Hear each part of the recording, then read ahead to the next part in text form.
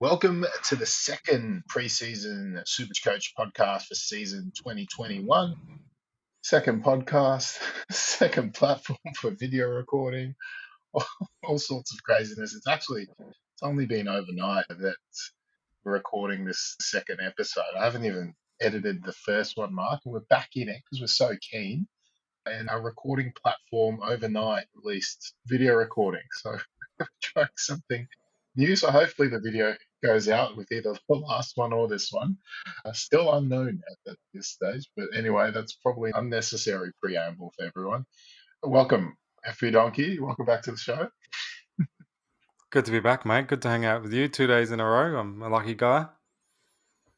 Yep, the last day of lockdown in Melbourne, so fortunate to get a bit of time while we're all trapped indoors in Victoria. I'm in Sydney, if you did not catch the first show, flying back home tomorrow. Anyway, we'll get on to what we're going to talk about for this episode, which is the backline. So heading through the positional shows as we do in the preseason is a pretty well-established tradition now. We're not going to change a good working formula. Last episode, Mark, we talked about the top picked defenders.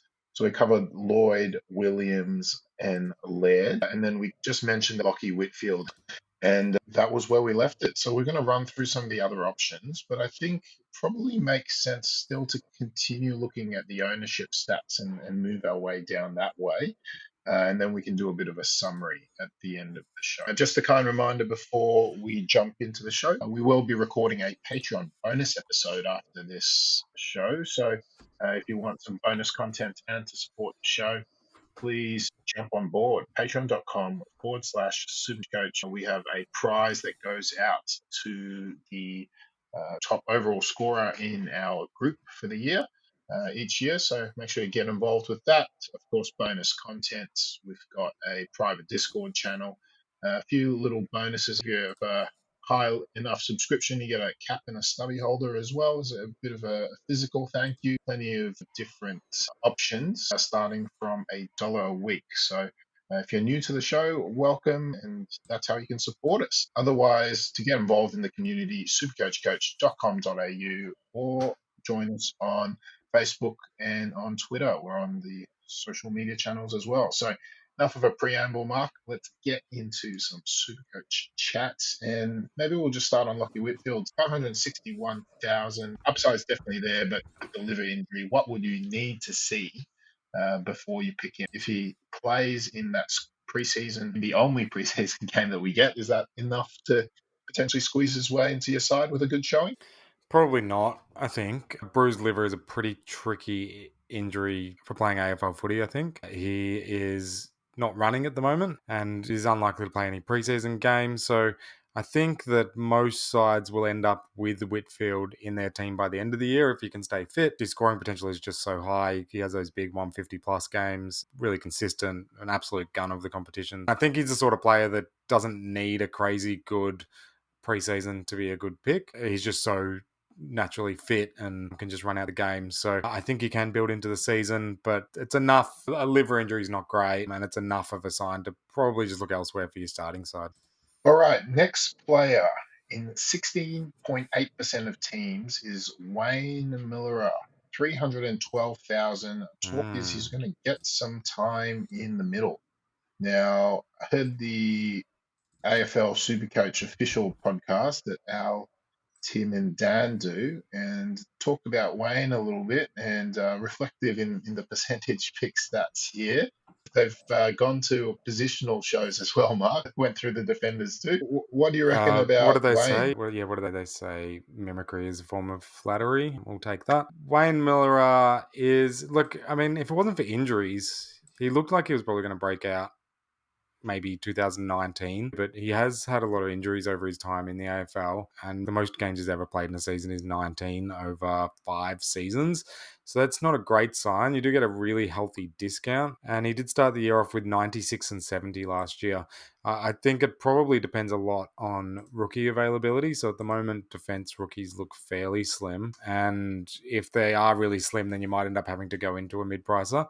I think he's definitely got the potential to be a 90 average defender, which for 300,000 you would take and would turn out to be a good pick. He's probably the sort of player that could post to 120 plus early, and everyone FOMOs into him as a selection. And so he could give you a bit of a head start. He's a decent chance of making my side at this stage. I'm not convinced on the selection. It's a shame we don't have some preseason games to really get to see what role he's playing and what sort of form he's in. But yeah, he's high in consideration for my team. What about you?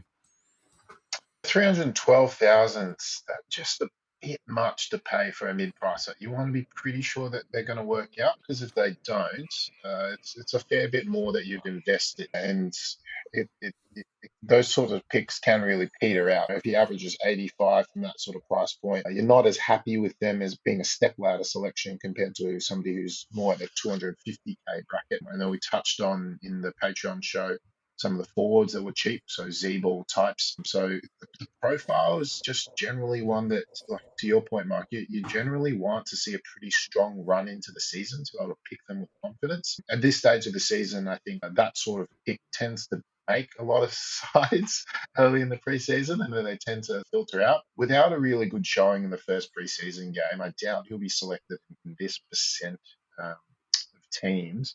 There are chances that he plays well, but still was unable to score 100 in the midfield for Adelaide. That could very much be a legitimate consideration. At this stage, unless I see something amazing in preseason game, he's probably not hugely likely to make my team. I do have a question for you, Mark, So, though, about rookies. yeah. Sorry.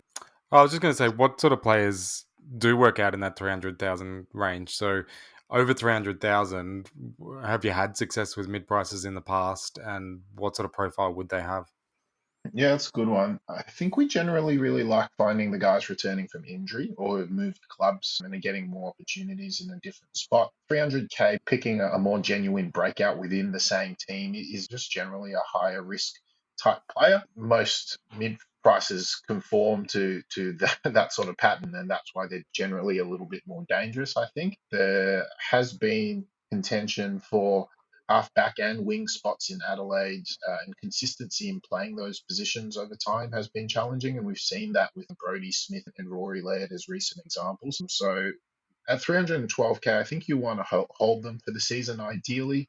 If you did have to move them on and you got to trade them out at a peak, that may be still palatable. But I do think that sort of price point you generally want to keep. Whereas under 300k, you're more happy to use them as a step ladder selection.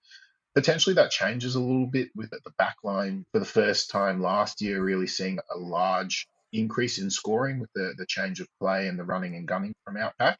So maybe even if Wayne manages a high average, you might still want to top him up, meaning that there's a higher bar to clear in the back line as well, where previously you might be happy with a Wayne averaging 95. This year, you'd probably be looking at a score that's now a fair bit high. Jeremy Howe last year obviously scored huge. How much of that was because of a change in game style toward the back line versus that being influenced by 16 minutes of game time? A lot of that stuff is pretty hard to unpick, I guess. I guess the other point I was going to go to, Mark, was around the rookies. So last year, basically unprecedented from a rookie point of view. Most Victorian players especially weren't able to really show their wares, but not just that, also get better as footy players. Like, I wonder whether or not overall the draft class is just going to be a little bit more underdeveloped, and will that cause us to potentially look a little bit more at these 300k type players? Or is that potentially too much of an overreaction, because we will also have rookies that didn't actually get to play last year, even if they were showing a lot at training, because they might not have had any match simulation to go off. Wondering if you had any Yeah. general thoughts about mid-price risk this year. Probably need to see how that plays out over the next 6 weeks or so till the season starts, realistically, because we need to see who is likely to be making the round one side. My feel at the moment would be that the rookie pool will be less this year, and probably the most difficult thing that we're likely to face is rookies just not playing consistent ongoing games. So I don't know how many people that are from the draft pool last year that are going to come in and play 20 plus games this year. I would suggest that the AFL clubs would protect them a little bit more because they haven't had that season and to really smash their bodies around and have that development. So that plays Helen, our SuperCoach team, but it's probably the right thing by those young men. I think that at this stage of the year, we always have that feeling, though, like that there's not going to be enough rookies and we all need to pick mid prices. And then it turns up into the season and the rookies do turn up. So, yeah, I'm hopeful that there'll be enough rookies out there, but gut feel at this stage says the draftees from last year will play less. Interesting trend with draftee scoring last year. Also, it seems to be a little bit lower. Part of that could have definitely been because of the whole 16-minute thing. So the lower scorers just didn't get the same scaling. And so the differential between the high scores and the low scores was even more distinct. But I wonder whether or not some of that is also going to be impacted by the fact that the subs are continually decreasing. At one stage, we had 3+1. Now we're back at 4, and we've got a heap less interchanges. Does that mean that players that get stuck on the bench a little bit more, maybe a bit more of those rookies? And last year we did see a few instances of certain rookies also playing lower game time, playing 50%, and then the better players playing more. That definitely could have been the result of the 16-minute thing, though. The better players just stayed on park because they didn't have to play as long. So many different nuances to think about in terms of transitioning from last year to this. But overall, I guess my commentary is just more around the fact that potentially we might be a bit more tempted by these guys moving into 2021, depending on how the team starts shaking out. All right, next on to the premiums, and we're going to talk about Tom Stewart next. 11.9% of teams. I actually think that's a little bit low. He scored 18, I think 2 weeks after I brought him in, or the week I brought him in last year. Smashed his collarbone in an innocuous incident with Tom McDonald. If you take that out, his average actually goes up to about 105 for the year. Burst onto the scene as a mature ager, then's been all Australian. He is a rebounder, but also takes intercept marks, super consistent, and basically comes with a little bit of a discount because of that 18 as well. He's one that's really high in my list, and obviously Geelong supporter, but I like finding value as well, Mark. Surprise! And obviously that 18 is something that has got a tempt as well. So has he made your side at all, Mark? I mean, he's only 20k less than Rory Laird, I suppose, and you've got Zach Williams as well. So if you want Lloyd Williams Laird, I mean, it doesn't leave a lot of spots left. It really doesn't. And Lloyd Williams Laird are sitting there at the moment for my team. So I think that depending on what happens with the rookies, I guess there might be one more premium spot in that side, or Lloyd or something might come out of that team at some stage. And Stewart's was definitely in the first team that I picked this year. And just that level of consistency is awesome. Will the time on ground be affected this year? I think maybe not. My feel is that potentially he played high minutes last year, but then he plays higher minutes again this year because he's a defender that can probably stay on the ground longer and the rotations might happen elsewhere in the field. How's the Geelong structure looking at the moment? I mean, they brought in a whole bunch of new players. The team is going to be different this year. Do you see Stewart's role within that team changing? I haven't really thought too much about that aspect. I think stability in the back line is probably going to be the main consistent part for Geelong into 2021. Obviously, we lose Harry Taylor, but I think Blitzar slots back there and the rest of the team's fairly set. We already had depth in the back line, which saw Zach Tui move out into the wing last year. But Tom Stewart is the general. He's not going to lose his spot. He plays that third up intercepting role perfectly for Geelong and has a unique flair to be able to dart forward as well. A bit sort of Scarlett-like with the way that he runs and guns from the back line sometimes. So I don't see his role changing a heap. Yeah. Would you have him as your next picked after these three, Lloyd Williams Laird, or are there others in contention? At that price, I probably would have him as next picked. It depends whether I want to move down a bracket, really. I mean, if Whitfield was fit, he would probably be ahead of Stewart. And I think Luke Ryan probably should be in that conversation as well. So we've talked about 6 guys who have super high upside. Lloyd, Williams, Laird, Whitfield, Ryan, all guys that could do 105 plus. That that's what I meant before with Wayne, whether or not that changes the optics on picking some of these mid prices that are a bit more expensive in the back line this year. It's just not the same give, I think, because that doesn't even throw Howe in there yet. Some people are looking at Witherden if he can break out now that he's moved to West Coast. So there's, I think, very interesting times in the back line. We normally start here because it's scant. We start in the back line because we're like, all right, here's the two guns and here are the mid prices. This year, it's a very different dynamic. Let's go to Jeremy Howe and Luke Ryan next, seeing as we've already mentioned them. And they're the next two in terms of percentage pick anyway. 11.6% of teams is Jeremy Howe, 518,000, but obviously coming off a long-term injury. And then Luke Ryan, 576,000. Now, he was a bit of a heartbreaker for some who started him, traded him out after a slow start, and then he went on absolute fire. Luke Ryan is a little bit, both of them, I guess, a bit more prone to the high score, but also a low score as well. I think the previous four, you could argue, have a little bit more consistency to them, either because they move up the ground a little bit more or because of the role that they play for the team allows them to just run and gun a little bit more. But Howe and Ryan have at times had to have defensive posts, which can tend to throw their score a little bit. Sicily's another type that falls into that bucket. I think that's probably reflective of the fact that their percentage ownerships are a little bit lower, despite still possessing that same high upside. Do you see that changing at all this year, Mark? And do you see either of those two creeping into your side, or would you prefer to stick to the four that we've already talked about? I think that Luke Ryan definitely interests me quite a lot. If you look at his scores after round 5 last year, he only had one score below 100 and it was a 67. So sometimes he can have that lower game, but he's also got those huge games in him as well, with a few like over 140 games in there. And Fremantle do get a couple of defenders back this year, which could free Ryan up a little bit from those defensive posts. I mean, the other side of that is that they do have some young players like Hayden Young that potentially will take some of the ball out of the back line away from Ryan, which might limit his scoring a little bit. Was his scoring inflated a little bit last year with those shorter games, and how much can you actually read into last year's scoring?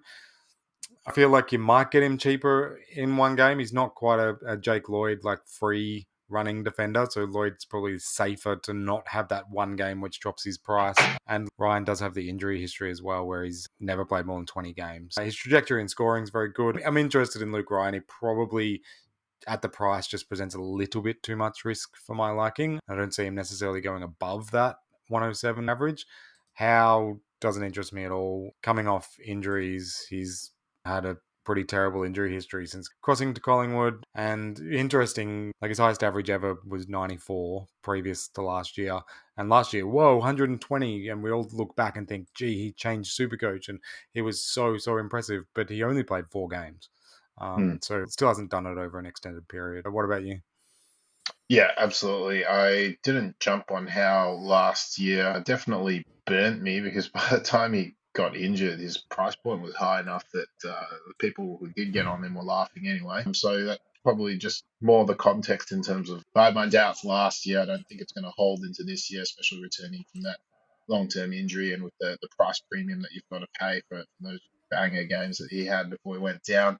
And Ryan, a guy to keep your eye out for to hopefully dip in price. He seems like a good candidate to leave on the sidelines as a potential upgrade option.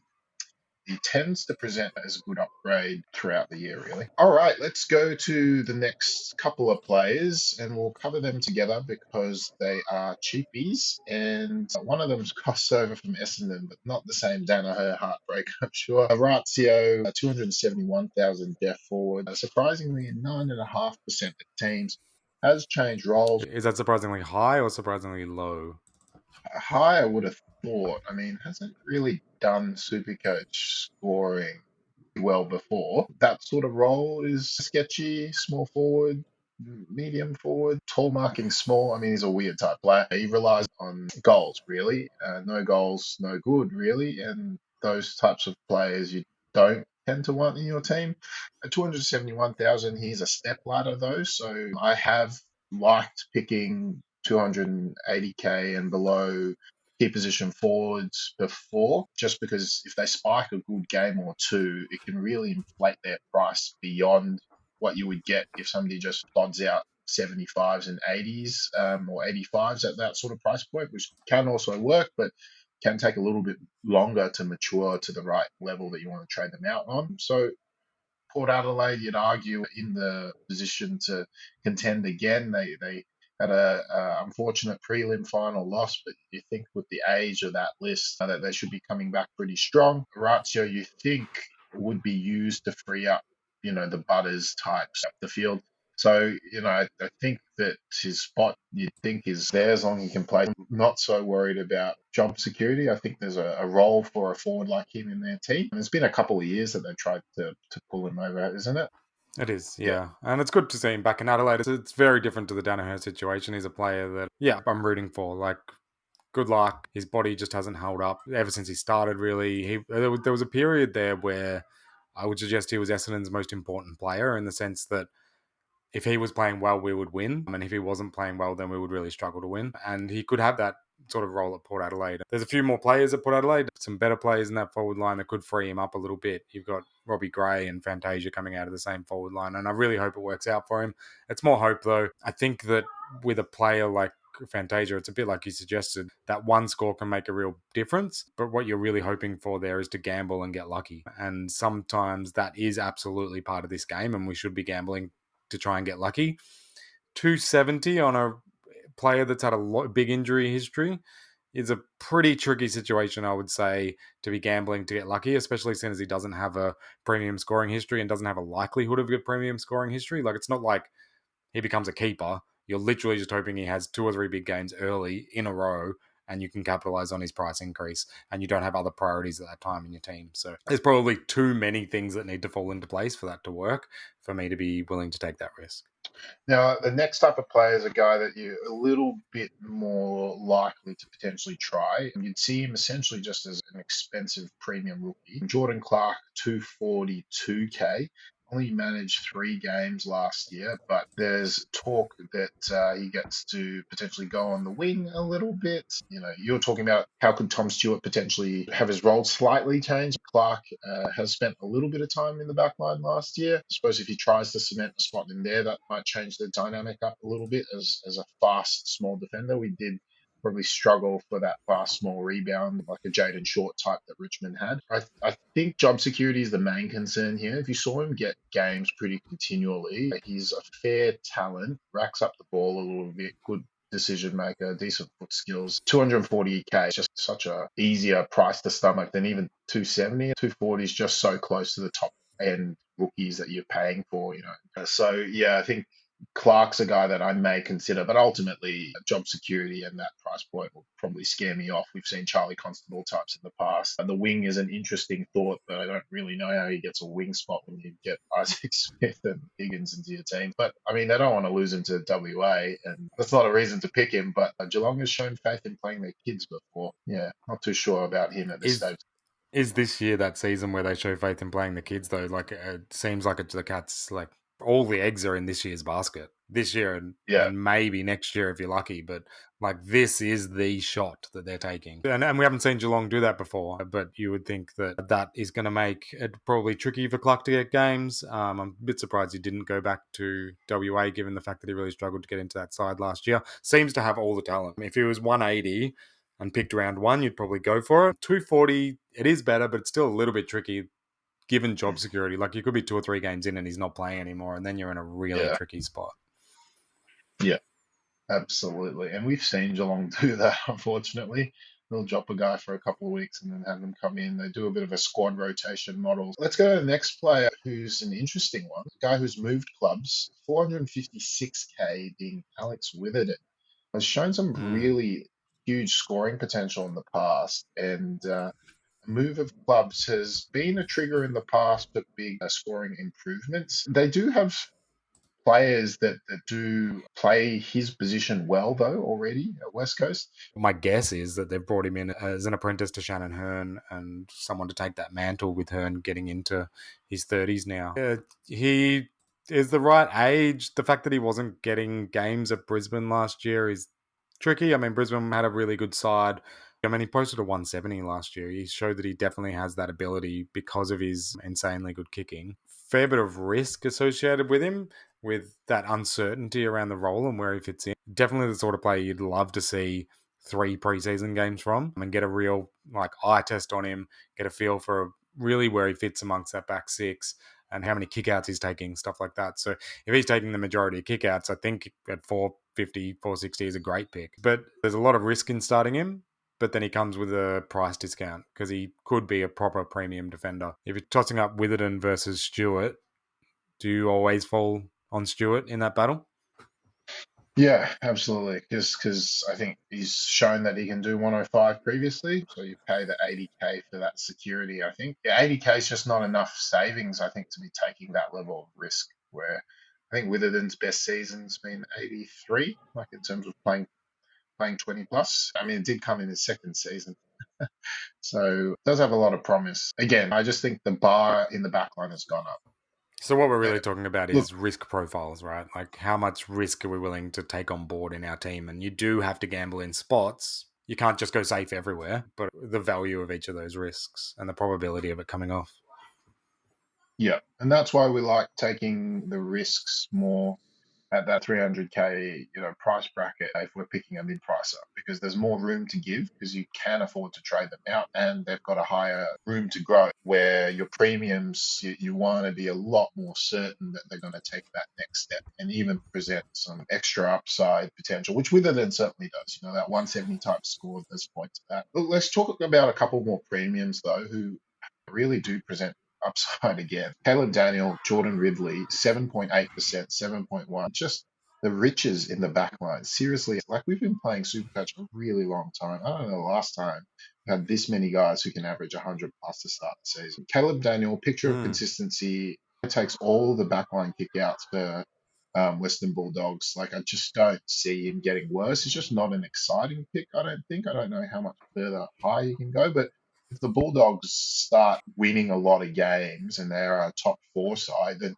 potentially that's enough to get him to a 105, 110 mark rather than a 100 to 105 mark. And he's still young. He's still got room to improve. And then you've got Jordan Ridley, marking prowess, last year being his first breakout. Again, room to improve. Also, long raking kicks, also take some of the kickouts. I'd rather take they're more expensive, of course, but there's just too many good options to be going the Witherden type.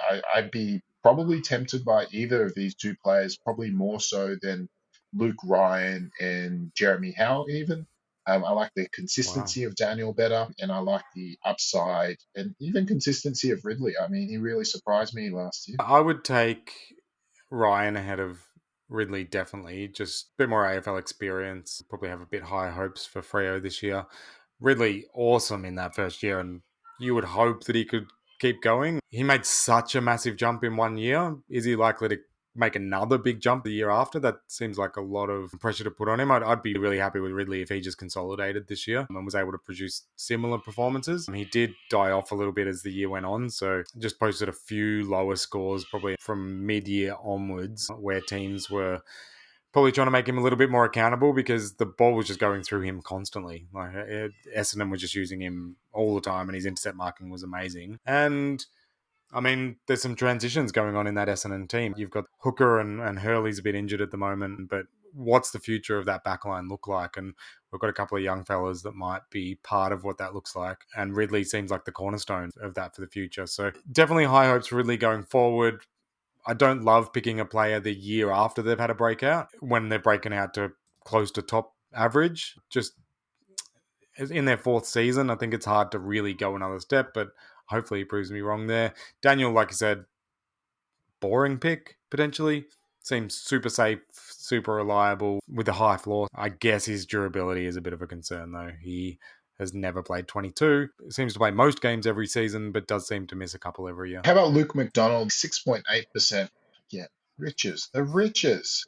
513,000. Now we're Oh my talking. God. I'm going to be more confused after this show. This is not helping me, actually. Let me read his stats out since he moved into the back line and started taking all the kicking. And who would have thought he could kick this well? 122, 136, 95, 138, 119, 144, 94, 84, 121, 131. Lowest score of 84, one of only three scores under 100 on the finish, and each of his other scores were basically 120 plus. Fortunately for us, the first 7 games he was scoring in the 50s. Like he had 5 scores under 59. And so, you talk about a guy running into to hot form to finish and hopefully carrying it into 2021. But just on that basis alone, he's got a 10. 512,000. Maybe I should be reconsidering my Tom Stewart pick. He's definitely been in a few of my draft teams this preseason. Really loved the way he brought home the end of last season and everything I've heard of him over the preseason. It's just, I mean, looking at his scoring history is tricky because he's never really shown anything, and then second half of last year just goes bang and it all just clicks. Often, maybe the beard. Those players do go on with it. COVID beard does help. I'm not sure whether has he still got the beard. Maybe that should be whether you pick him or We don't have Stewart any to see whether he's journos got left. the beard when he lines up. Shout out to all the journos that are not in work at the moment. We love you guys and miss you guys. I honestly think that he can actually go on with it. I really think that sort of structure in scoring in the past where a player, and I know that I said you don't want to pick a player the year after they break out. The difference with McDonald is that he broke out in half of the year, and so you're still getting a price discount on him. The difference between McDonald and Ridley. And the other difference is that he's 7 or 8 seasons in, so just has that body of work behind him where he's got that 600 or so games experience now, whereas Ridley doesn't have that sort of exposure. So I think that McDonald is different to Ridley. Cheaper, actually went higher when he did go on a run, more experience, and a clear sort of a bit of a role change mid-year last year. So yeah, I'm actually pretty bullish on Luke McDonald, and yeah, him or Stewart are probably the two that I'm really lining up for that extra spot. I do think McDonald is a big gamble and it could not work out, but it could also work out incredibly well. There is talk about Zeeble when we covered him in the forwards and the Patreon bonus yesterday, Mark. He talked about him moving into the back line. Now, I personally don't really see him doing the running and gunning. He's not known for his foot skills, but we did say the same about McDonald. I wonder whether or not they could try and use Zeeble with a big boot out, like just get an absolute torpedo out of there. He's got a big, long boot. If he moves to halfback, how does he interact with McDonald? That could be a consideration just to keep your eye out on in the first preseason game. That comment, Marcus, I just gotten all excited about Luke McDonald, locked him into my lineup, and then you give me that crap about some information that might not go with the initial information. I guess my initial thoughts are North may have so many points kicked against them this year that there's plenty of kickouts for both of them. Look, I think I'd have him above Ridley, Daniel, Witherden, Ryan, Howe. Wow. The next guy I've actually been pretty tempted by, but I'm just worried about what the introductions at Carlton are going to do to him. But Sam Docherty, this is a guy who's averaged 115 as the preeminent halfback 2 years in a row. Last year, excusable that he didn't quite reach that height. This year, under 500K. I mean, he's under 7% of teams picked at the moment. So the world's moved past him a little bit. Adam Sard comes in. Has the game changed a little bit so that Docherty's style doesn't quite hold up with the same point scoring as it did prior to his injuries? Where do you sit on Docherty? I mean, he's the biggest enigma for me, just because we like to look at history as an indicator of potential value, and arguably he's the most obvious one on that metric. How many positions in defence do we have this year? Is it still just 6? Because that could be a bit tricky based on this show, trying to fit all these guys in. I think there's a few factors. So number one, a lot of players struggle in the first year back from ACLs to post scores that they've posted previously, and then in the second year they actually can return to form for previous years. We've seen that a number of times in the past. Will Dougherty fit that category? Not sure. He's coming off 2 ACLs, so potentially that is more significant, and he may struggle to fully return to ever be the player that he was beforehand. So that probably puts a little bit more doubt on that. I think potentially the biggest factor for me is coaching. So coaches have changed during the time where he was a gun to where it is now. And if you think about Dougherty and the way he played and the way Carlton played when he was scoring, he was playing that Jake Lloyd role where it was just always free, always at the back of packs, and in defence, Carlton would always hand pass him the ball. Like every single time, they would look for him and give him the ball to get them out of defence. Is Carlton still going to play that style? So Lloyd's benefiting from the fact that he's had the same coach throughout that period, and it's the same style, so he's able to show consistency in that role. Dougherty, I think, relies on just receiving that ball over and over and over again because he's such a great kick. So I would have my doubts that he's going to be able to get that role back again, which may affect his full ceiling. So the injury and the rolled outs potentially mean that's why he's priced at under 500,000, right? Like that's why he's a bit of a gamble. If he comes out and averages 120 over the course of the season, I'm probably not going to be surprised by that either because he was an absolute superstar of the competition. I'm really unsure on him, so he probably won't make my starting team. I think you did make a pretty good case for. All right, those are all the guys that are in above 5% of teams at the moment. We'll leave the rest for our bonus show where, Mills, Cumming, Maynard.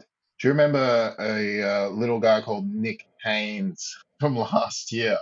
He averaged 98. I mean, he tailed Oh my off the God. last two games, but yeah, so there's still some juicy stuff to talk about in the back line, but we'll leave it there for the main show because we've gone for a little while. Do you want to summarize your thoughts as we went through that experience? I'm more confused. Geez, some of those options you mentioned for the Patreon show are pretty decent as well. So, look, I think that after having this chat, I'm looking at more than likely there'll be 4 premium defenders chosen in my side, and that's because there's a lot of scoring in defence, and Laird and Williams are absolutely locked in, as we discussed on our first show, and then the Lloyd, McDonald, Stewart, and anyone else that we talked about as well, fighting for those other 2 spots. My main takeaways is that I'll likely be tempted by value away from Lloyd. I'm very much more unlikely to pick a Milera type in the face of sort of such outstanding premium opposition. And that's maybe a centering point to remind ourselves on is injury history and reliability as a way to navigate through sort of the multitude of options that we have. It can be often forgotten, but it's an important part of making sure your total scores are right up there. All right, Mark, and with that, we'll wrap up the backline show, and we'll, of course, do a little regroup at the end to summarize our thoughts post the preseason game. So we may revisit this still, more than 4 weeks out when we're addressing these backline guys. Don't forget, patreon.com/SuperCoach if you want to get more content. We'll catch you all next time. See ya.